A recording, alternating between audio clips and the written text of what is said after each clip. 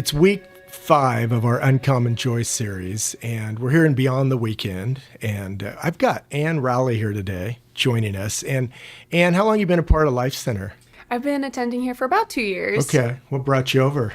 So I'm originally from Spokane. That's where I was born and raised. And then I came over here because I got a job at Tacoma General as a nurse. All right, so how's that been going? It's been good. It's been a lot of growth the last 2 years, learning like the differences between school and real life in the hospital. But I like what I do. It's challenging, but it's also very rewarding. Well, good. And how'd you find Life Center and get connected here? Just Google. Our friend Google Yeah. once again comes through. Well, that's super. So we've been working on this for the last few weeks, and I kind of set out to all the different people who've been a part of this, kind of take your pick. And so you chose this one as we step into Philippians chapter 4. And is there a general okay, that was of interest to me, or that's why I grabbed this chapter? Mm-hmm. I just love the part in Philippians says, do not be anxious for anything, but in everything, in prayer and petition, give thanks to God. And that verse has just spoken to me to not be anxious, because that's something I've dealt with in my life before. And so I think that's really comforting. But the whole chapter is so good on, having peace in every situation and being content in life. And so I think a couple things stuck out. Yeah, there is a ton in Philippians chapter 4. It is absolutely amazing. Kind of the anchor verse that that don't worry was there, but then it was that whole aspect of why worry when you can pray. Mm-hmm. Where have you lived in that tension of maybe worrying more and praying less? Mm-hmm. Where have you seen that play out in your life? I think it all kind of came to a point in the biggest part of my life. A year ago, my dad got diagnosed with health condition, pretty serious. And so it was the first time in my life that it was worry and fear kind of just seemed to really overtake me. And I felt like I was drowning. I felt like I was just in the storm and I just couldn't really find God. And so definitely through that experience, I was just, the only way I was going to make it through it was to pray and to rely on God. And I really had to spend more of my time in prayer and less about worrying, or else I just wasn't going to make it through it. So I feel like that's a time in my life that I just learned the importance of praying more than focusing on the situation that was going around, going in and around. When I've heard it said that kind of there's a connection between prayer and worry. Mm-hmm. They're on both sides of the coin kind of, and it's kind of where I choose to put my focus. Mm-hmm. And so if I choose to put my focus on the circumstance, mm-hmm. it tends to lean me towards worry. And if I choose to put my focus on God, mm-hmm. it tends to lean me towards prayer. And it seems like you kind of discovered that tension there, and okay, the circumstance hasn't changed, mm-hmm. but my focus has changed, mm-hmm. and where I've kind of put my attention. And I think that's great. And you also kind of brought up in just this whole aspect of this idea of, and we've got that classic verse in Philippians chapter 4, I can do all things through Christ who gives me strength. And it's anchored around that whole idea of contentment. Mm-hmm.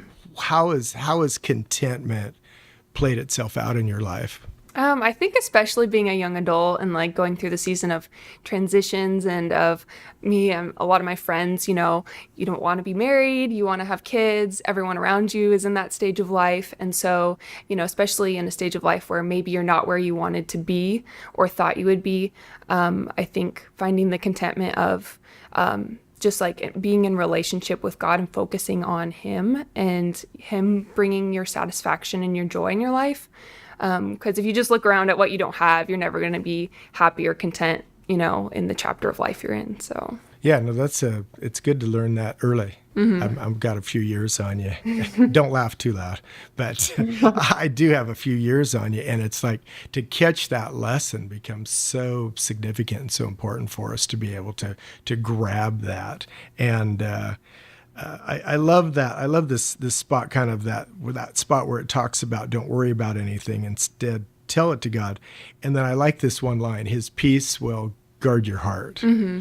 Where have you found in your own life kind of that peace around your heart that comes as you've practiced praying more, worrying less. You've discovered some of these areas of contentment. Where have you discovered kind of that?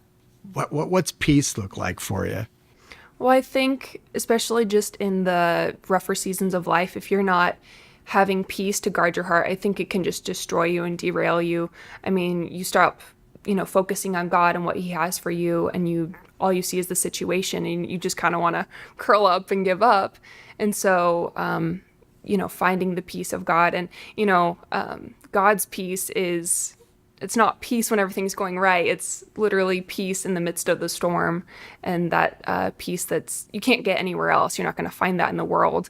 So just spending time in his word, and, going to church and being in worship, being in community, all those things I feel like contribute to having that peace that can guard your heart during those harder seasons of life. Oh, that's good. And so you found really some practical ways that helps you to live that out. And then I think this other classic verse that's in here towards the end of the chapter, and it says, "The same God who takes care of you will supply all your needs from his glorious riches, which has been given to us in Christ Jesus."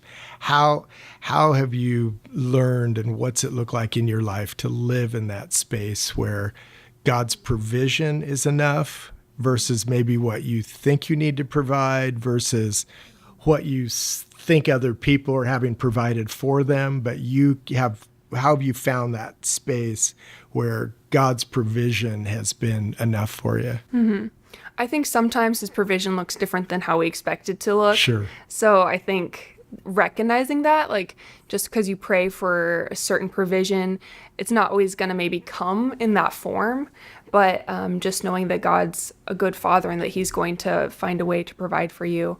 I think that's also letting him provide, because, we don't rely on him as much when we've got it all taken care of. Like, if I have a job and, I don't really need help with my finances, I'm good, I have less of room to allow him to provide for me in that way.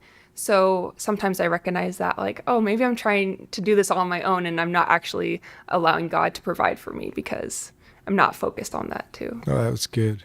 That was good. I mean, I like that thought there, just getting ourselves to, it's hard to get to that place of where it feels like we're dependent on God versus like, I've got this covered. Because it's like we can live and not even we can live that way where it's like, hey, I got this covered. And it's almost like a false reality, because it's like ultimately God does desire that space where we come to him and we recognize our need of him. And do you have any practices that kind of help you in that process or in that daily rhythm of kind of like, God, I need you? I don't know. I think just coming to him every day. And I think especially in my job, I'm always seeing my shortcomings and where I could do better or love people more. So I think always going to the word and just praying and asking for, more strength and more provisions for, just the grace to care for people or the patience to care for people. So. No, that's good. And I think kind of our overall theme of this week was just kind of an uncommon response, because around even the things you've talked about, to be reliant upon God, to find contentment, to not be anxious, to pray more and worry less. Those are all in like opposition of how I would like to just live my life and to live kind of in an upside down way, because when people look at our lives and from the outside, and then they see things like contentment, they see things like peace, they see things like I'm okay with the provision that God has.